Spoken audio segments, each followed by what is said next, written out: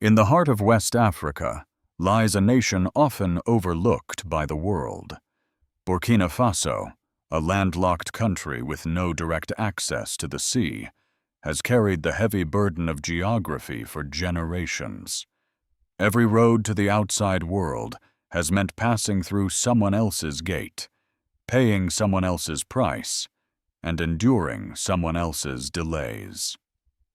For decades, its farmers, traders, and miners have struggled to compete because moving goods to international markets was slow, expensive, and uncertain. To many outsiders, Burkina Faso was seen not just as poor, but trapped in an economic cage. But something extraordinary is happening. Against the odds, Burkina Faso has launched one of the most ambitious infrastructure projects in its history, a high-speed railway connecting its capital, Ouagadougou, directly to Abidjan, the bustling port city of Côte d'Ivoire. On paper, it is just steel rails and electric trains. In reality, it is a challenge to the very idea that geography must dictate destiny. This railway promises to slash travel times from days to hours, turning what was once a punishing journey over rough, unreliable roads into a swift and reliable passage. Imagine farmers in Kaya finally able to sell fresh produce in coastal markets before it spoils, or miners in the north seeing gold transported with speed and security.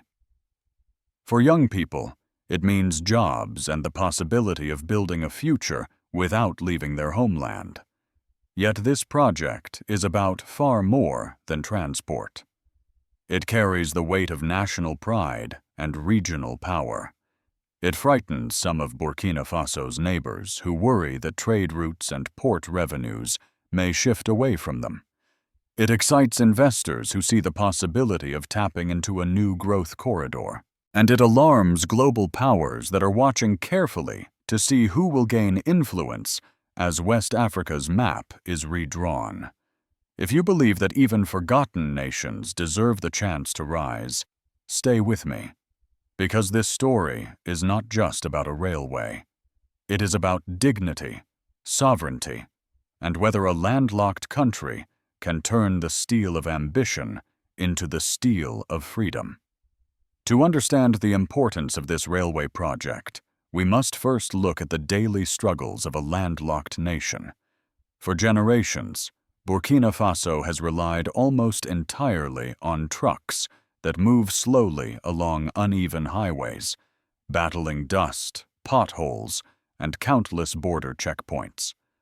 What should have been a straightforward trip often turned into a costly ordeal lasting several days. Perishable goods frequently spoiled before reaching the coast. Cotton, gold, and livestock, which form the backbone of the national economy, were stuck behind endless barriers. Traders faced shipping costs so high that they lost much of their profit. Families carrying produce from small farms to larger markets often returned home with less money than they started with. This is why the announcement of a high-speed railway electrified the country. The line will connect Ouagadougou, the capital, directly to Abidjan in Côte d'Ivoire, the busiest port in West Africa. With trains expected to reach speeds of around 160 kilometers per hour, the difference is dramatic. A trip that once required 2 or 3 exhausting days could become a matter of just a few hours. That change alone alters the entire calculation of trade and development. The project is not intended to remain a single line. Plans already exist to extend the system into a broader network. The vision is ambitious, a web of steel rails linking capitals, ports, and economic hubs across the region. In a part of Africa where many railways were built during colonial times and now lie abandoned, such a modern system represents a leap forward. The economic case is strong. A reliable, high-speed corridor will cut transport costs and make trade faster, and more efficient. Exporters will be able to move minerals, textiles, and crops at lower prices. Farmers who once watched their goods rot in storage may finally reach markets in time. Imagine a mango farmer in Bobo Dioulasso sending his fruit by train to Abidjan, where it can be shipped abroad while still fresh. Picture a miner near Kaya, confident that his gold will arrive on schedule, free from delays caused by broken roads or endless paperwork. The potential impact is vast. Economists predict that the railway could boost Burkina Faso's GDP by several percentage points in the coming decade. That means additional revenue for schools, hospitals, and infrastructure that citizens urgently need. Foreign investors are already taking notice. For them, a modern railway signals a country ready for business. Companies in logistics, agriculture, and manufacturing see opportunities to build along the line, which in turn could create jobs and expand local economies. Employment is one of the most immediate benefits. Thousands of workers will find jobs during construction, from engineers and designers to laborers laying tracks and technicians installing electrical systems. Once the railway is running, it will require drivers, mechanics, maintenance teams, logistics planners, and station staff. In a nation where unemployment has driven many young people abroad, the chance of stable work at home is deeply significant. For ordinary citizens, the railway promises safer and faster travel. Families visiting relatives, students traveling for education, and patients seeking medical care will have an alternative to dangerous road journeys. Less dependence on trucks will also reduce accidents and make transport more predictable. Beyond economics, the project carries symbolic power. For too long, Burkina Faso's geography has been described as a curse. Every shipment had to pass through the territories of neighbors, leaving the country vulnerable to foreign control. By building a modern link to the coast, Burkina Faso is declaring that geography will not control its future. Even so, the project comes with serious challenges. Large-scale infrastructure demands honest governance and disciplined management. Without these, corruption can erode trust and waste resources. This is why, in markets across Ouagadougou, people speak with a mixture of hope and caution. They dream of a future where their children benefit from the railway, yet they remember other projects that failed. And while the people of Burkina Faso weigh hope against skepticism, neighboring nations are already calculating what this new railway could mean for their own economies. The announcement of the high-speed railway created a wave of excitement, but it also unleashed a storm of debate. Inside Burkina Faso, the younger generation greeted the project with energy and optimism. For students preparing to graduate, the prospect of jobs in construction, engineering, and railway management meant that their skills might finally be rewarded at home, rather than wasted in unemployment or exile. For entrepreneurs, the chance to ship goods faster opened the possibility of new businesses. To many, the railway symbolized hope, a visible sign that the country could leap forward rather than fall further behind. Yet older citizens, seasoned by decades of disappointment, responded with caution. A retired teacher in Ouagadougou recalled how previous aid projects brought promises of better schools, but delivered little more than broken chairs. Farmers in the countryside remembered announcements of roads that were never finished. They listened carefully to the speeches, but wondered whether corruption or political instability would once again swallow the promise before it could reach the people. The excitement was real, but so was the doubt. Reactions beyond Burkina Faso's borders added another layer of drama. Côte d'Ivoire, home to the port of Abidjan, welcomed the project. For them, the railway meant increased traffic, more port revenue, and stronger economic ties with their landlocked neighbor. In contrast, Ghana and Togo viewed the project with suspicion. Their ports at Tema and Lomé have long been crucial transit points for Burkinabe goods. A direct link to Abidjan threatens to divert that trade, potentially draining millions of dollars in port fees, customs duties, and associated businesses. These fears are not unfounded. Shifts in trade routes can reshape entire economies. A merchant who once relied on Ghana's highways may find business evaporating as goods flow along the faster Abidjan corridor. Truck drivers who built livelihoods on long road journeys may lose work if cargo moves by train instead. Such disruptions are bound to provoke resistance from those who stand to lose. The political dimension is equally complex. By pursuing a project of this scale, Burkina Faso is asserting a new kind of leadership in West Africa. Membership in ECOWAS has long been dominated by larger economies like Nigeria and Côte d'Ivoire. A successful railway could give Burkina Faso more leverage within regional negotiations, shifting the balance of power. For neighbors, this possibility is unsettling. What if Burkina Faso gains influence at their expense? International powers are also watching carefully. France, the former colonial power, sees its influence in West Africa declining and may view the railway as another sign of that erosion.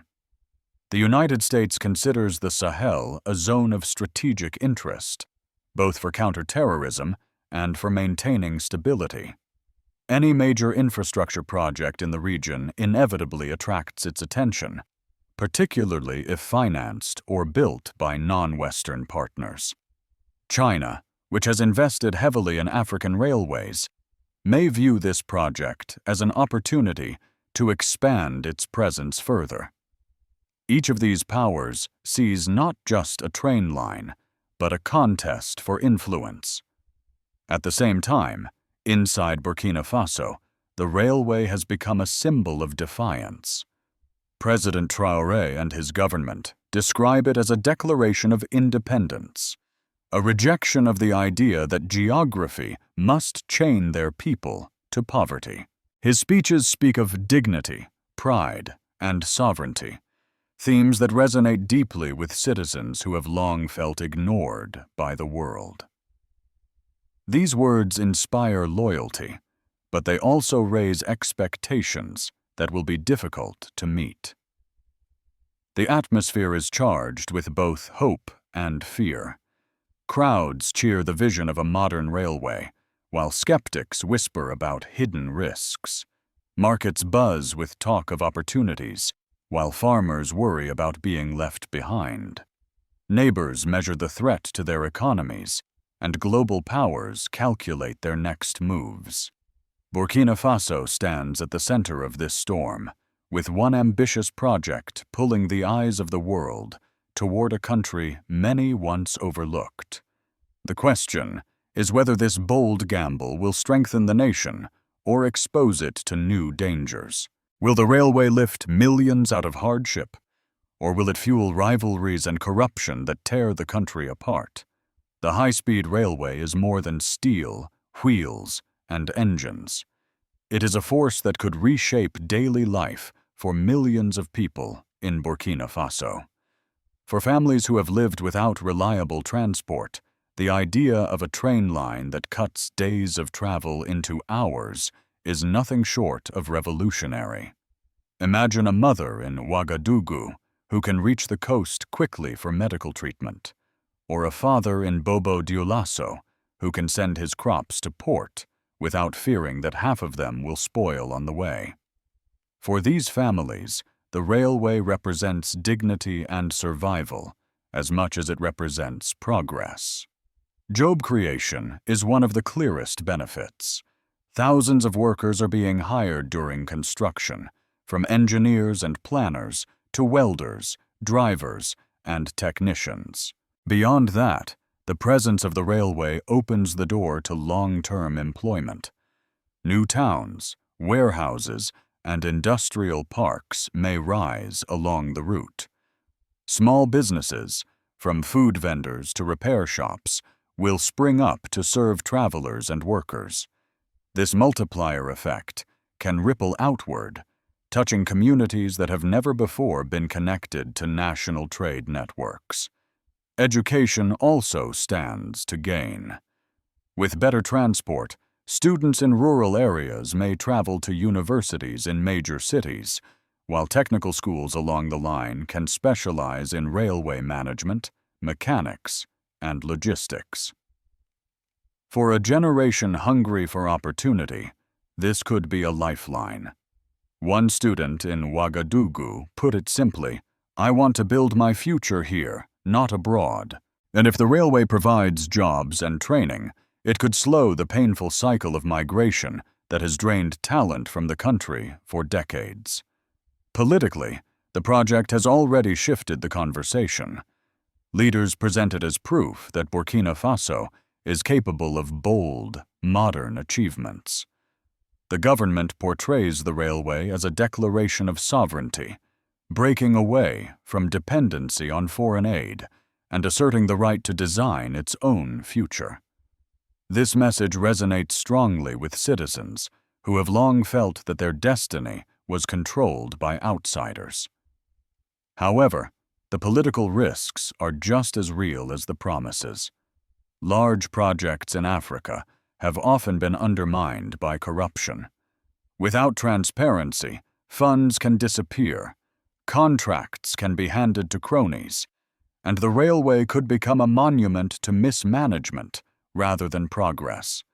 Citizens are aware of this danger. In markets and cafes, they ask whether this time will truly be different.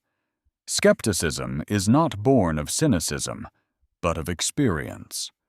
Too many have watched money vanish while poverty remained. The railway also places new pressure on the political system. If it succeeds, the ruling government will gain enormous legitimacy, strengthening its hold on power. If it fails, opposition parties will seize the opportunity to denounce the leadership and rally discontent. The stakes are high, and they make the project not only an economic gamble, but also a political one. At a regional level, the railway could enhance Burkina Faso's influence within ECOWAS. For a landlocked country often seen as peripheral, gaining a strategic transport corridor means gaining leverage in negotiations. Neighbors that once dismissed Burkina Faso may now need to treat it as a central player. This could alter alliances, shift priorities, and even provoke rivalry if others feel threatened. For ordinary people, the railway is measured not in geopolitical power, but in everyday experiences. They will judge it by whether the lights stay on, whether the trains run on time, and whether their children's lives improve.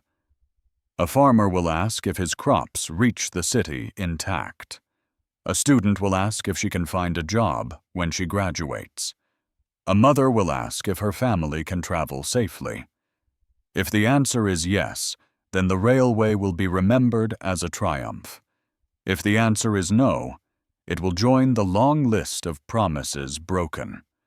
And beyond the villages and cities of Burkina Faso, powerful nations are watching. The United States, France, China, and others see more than just a railway. They see a battlefield of influence. The question now is how the world will respond. When a landlocked country decides to build one of the most advanced railways in Africa, the consequences are not confined to its borders. In Washington, analysts are already weighing what this project means for America's interests. The United States has long viewed the Sahel as both a security frontier and an economic opportunity. A functioning high-speed railway could shift trade patterns, invite new partners into the region, and reduce Western influence. More importantly, if the railway allows Burkina Faso to bypass traditional financial systems tied to the dollar, it may weaken one of America's most powerful tools of global leverage. In Europe, the reaction is mixed but cautious. France, with its deep colonial ties and continuing use of the CFA franc in West Africa, is particularly uneasy. For decades, French ports and companies have benefited from the region's dependence on outdated transport.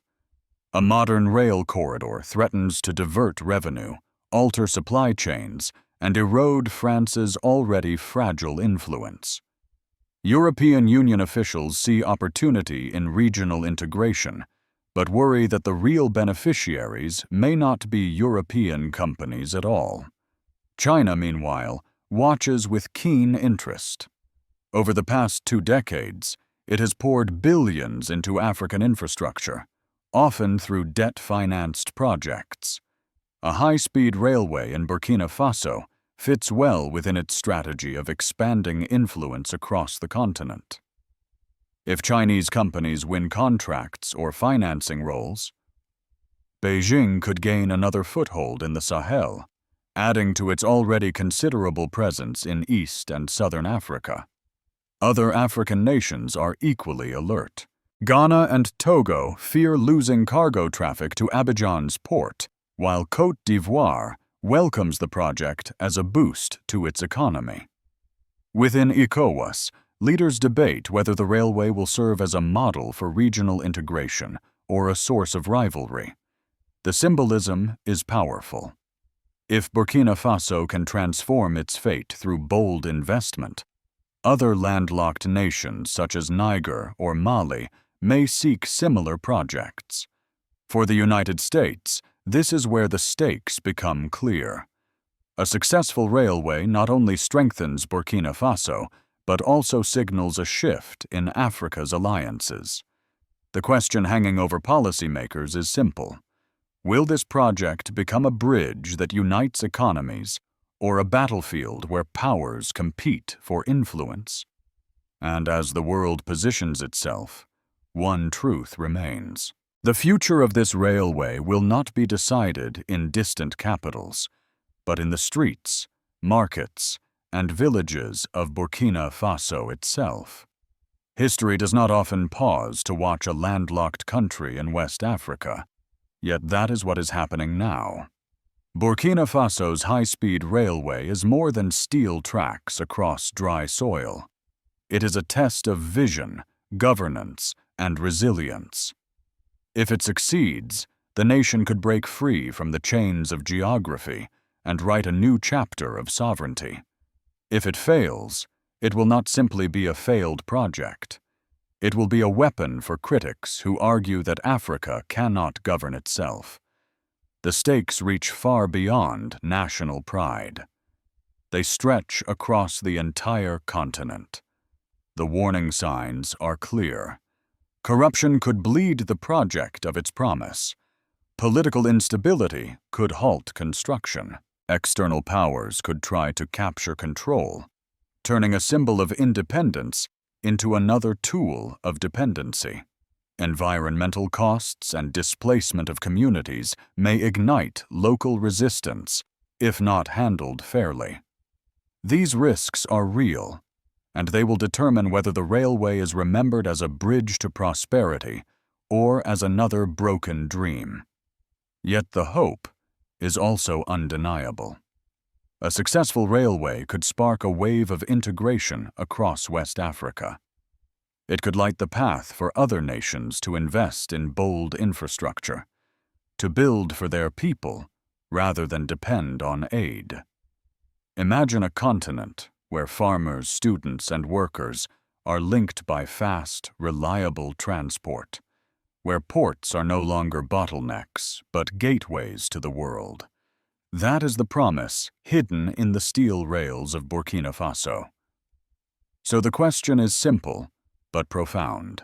Is this railway the key to freedom, Or is it a trap disguised as progress?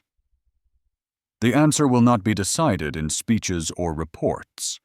It will be judged by ordinary people, the farmer whose crops either reach market or rot, the student who either finds a job or leaves home, the family who either travels safely or continues to risk broken roads. If this story has touched you, share your thoughts. Do you believe dignity and prosperity must come from within rather than from dependency? This is not only Africa's test.